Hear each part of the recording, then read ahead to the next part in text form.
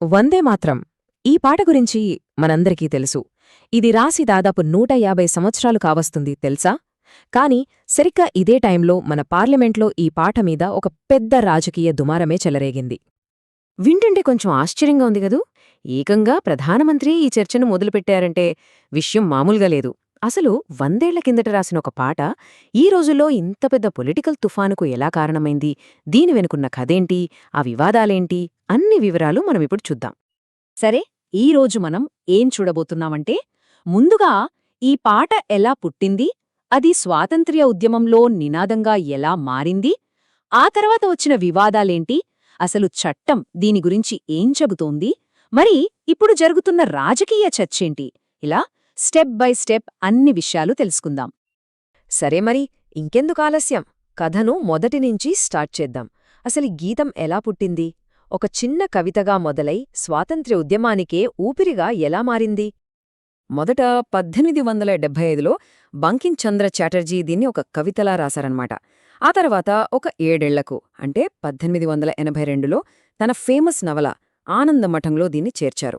అప్పటివరకు అంతా బానే ఉంది. కానీ అసలు టర్నింగ్ పాయింట్ వచ్చింది 1905లో బ్రిటిష్ వాళ్లు బెంగాల్ను విభజించినప్పుడు. అప్పుడు ఈ పాట అక్షరాలను దాటి లక్షలాది మంది భారతీయుల గుండెల్లో స్వాతంత్ర్య జ్వాలని రగిలించింది. ఒక పవర్ఫుల్ నినాదంగా మారిపోయింది. నిజం చెప్పాలంటే ఆ రోజుల్లో స్వాతంత్ర్య సమరయోధులకి వందే మాతరం అంటే అదొక పదం కాదు, అదొక మంత్రం. బ్రిటిష్ సైన్యం తుపాకుల ముందు కూడా ప్రాణాలకు తెగించి నిలబడినప్పుడు ఈ ఒక్క నినాదం వాళ్లకి కొండంత ధైర్యాన్నిచ్చేది. అయితే చూడండి, ఈ పాట ప్రజల్ని ఎంతలా ఏకం చేసిందో, వాళ్లలో ఉద్యమ స్ఫూర్తిని ఎంతగా రగిలించిందో చూసి బ్రిటిష్ గవర్నమెంట్కి భయం పట్టుకుంది. వెంటనే ఈ ఐక్యతను దెబ్బతీయాలని, బహిరంగంగా ఈ పాట పాడొద్దని బ్యాన్ విధించింది. కాని వాళ్లు పెట్టిన బ్యాన్లు ఆ నినాదాన్ని ఆపగలిగాయా? ఛాన్సే లేదు. అందర్నీ ఇంతలా ఏకం చేసిన ఈ పాటలో వివాదానికి కారణమైన విషయాలు కూడా ఉన్నాయా? అసలు సమస్య ఎక్కడ మొదలైంది? రండి ఇప్పుడు అది చూద్దాం. ఓకే, ఇక్కడ విషయం కొంచెం జాగ్రత్తగా గమనించాలి. వందేమాత్రం పాటలో మొదటి 2 పద్యాలు కేవలం మన మాతృభూమి గొప్పతనాన్ని, ఇక్కడి ప్రకృతి అందాన్ని వర్ణిస్తాయి. వీటితో ఎవ్వరికీ ఎటువంటి సమస్య లేదు, అందరూ ఓకే. కానీ అసలు వివాదమంతా ఆ తర్వాత వచ్చే పద్యాలతోనే మొదలైంది. ఎందుకంటే వాటిలో దేశాన్ని దుర్గా, లక్ష్మి, సరస్వతీలాంటి హిందూ దేవతలతో పోల్చి ఆరాధించడం ఉంటుంది. ఇక్కడే సమస్యొచ్చింది. ఇస్లాం మత విశ్వాసాల ప్రకారం దేవుడొక్కడే, విగ్రహారాధన చెయ్యకూడదు. సో దేశాన్ని దేవతల రూపంలో పూజించడమనేది తమ నమ్మకాలకు వ్యతిరేకమని అప్పటి ముస్లిం నాయకులు అభ్యంతరం చెప్పారు. దీంతో ఈ పాట చుట్టూ ఒక మతపరమైన చర్చ మొదలైందన్నమాట. మరి ఈ వివాదాన్ని పరిష్కరించడానికి, దేశంలో ఐక్యతను కాపాడటానికి అప్పటి మన నాయకులు ఒక హిస్టారిక్ డెసిషన్ తీసుకున్నారు. గమ్మత్తేంటంటే ఆ నిర్ణయమే ఈరోజు కూడా చర్చకు దారితీస్తోంది. ఆ సంవత్సరం 1937. భారత స్వాతంత్ర్య ఉద్యమ చరిత్రలో ఇది చాలా ముఖ్యమైన సంవత్సరం. వందే మాతరం విషయంలో ఒక కీలకమైన రాజీ కుదిరింది.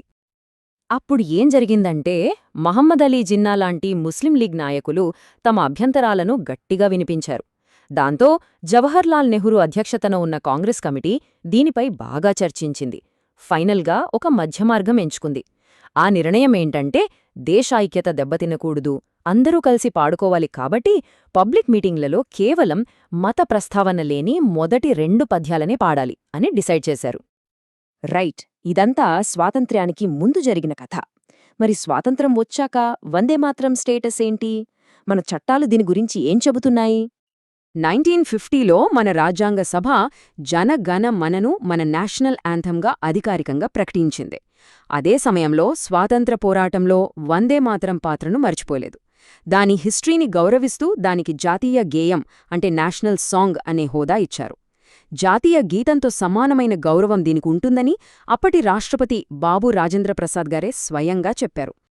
అయితే ఇక్కడ మనమొక ముఖ్యమైన తేడా గమనించాలి. మన జాతీయ గీతం అంటే జనగణమన పాడేటప్పుడు కొన్ని రూల్స్ పాటించాలి కదా, నిలబడాలి అలా. కాని జాతీయ గేయమైన వందేమాత్రానికి అలాంటి కఠినమైన రూల్సేమీ లేవు.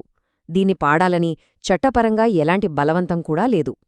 సింపుల్గా చెప్పాలంటే ఇది పాడటం కంపల్సరీ కాదు. ఈ విషయంపై సుప్రీంకోర్టు కూడా 1986లో ఒక కేసులో చాలా క్లియర్గా చెప్పింది. అదే బీజో ఇమ్మాన్యుయల్ కేస్. కోర్టేమందంటే దేశభక్తి అనేది బలవంతంగా రుద్దేది కాదు, అది మనసులోంచి రావాలి.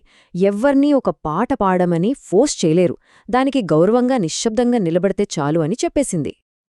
సరే, ఇదంతా చరిత్ర, చట్టం. ఇప్పుడు మనం వర్తమానాల్లోకి వద్దాం. ఈ పాత విషయాలన్నీ ఇప్పటి రాజకీయాల్లో మళ్ళీ ఎందుకు వినిపిస్తున్నాయి?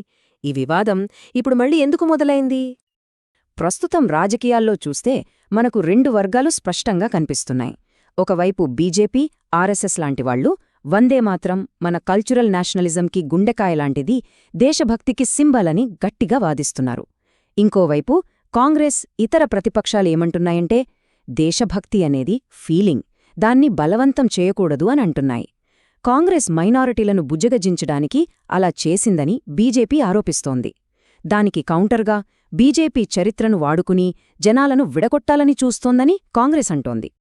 రీసెంట్గా పార్లమెంట్లో ప్రధాని మోడీ ఏమన్నారంటే, ఉరిశిక్ష పడే ముందు కూడా స్వాతంత్ర్య సమరయోధులు పూర్తి వందేమాత్రం పాడారు, కానీ నెహ్రూ నాయకత్వంలోని కాంగ్రెస్ మాత్రం దాన్ని ముక్కలు చేసిందని విమర్శించారు. దీనికి కాంగ్రెస్ కూడా గట్టిగానే కౌంటర్ ఇచ్చింది. స్వాతంత్ర్య పోరాటంలో లేనివాళ్లు మాకు దేశభక్తి గురించి చెప్పొద్దు, అప్పట్లో దేశంలో అందర్నీ కలుపుకుని పోవాలనే మంచి ఉద్దేశంతోనే ఆ నిర్ణయం తీసుకున్నామని వాళ్లు జవాబిచ్చారు. సో చివరిగా ఈ చర్చ అంతా మన ముందొక పెద్ద ప్రశ్నను ఉంచుతోంది. ఒక దేశ గీతాన్ని మనందర్నీ కలిపే ఒక ఉమ్మడి వారసత్వంగా చూడాలా, లేక ఎవరు దేశభక్తులో ఎవరు కాదో టెస్ట్ చేసే ఒక పరికరంగా చూడాలా? ఈ విషయంపై మనమందరం ఆలోచించాల్సిన అవసరం ఎంతైనా ఉంది.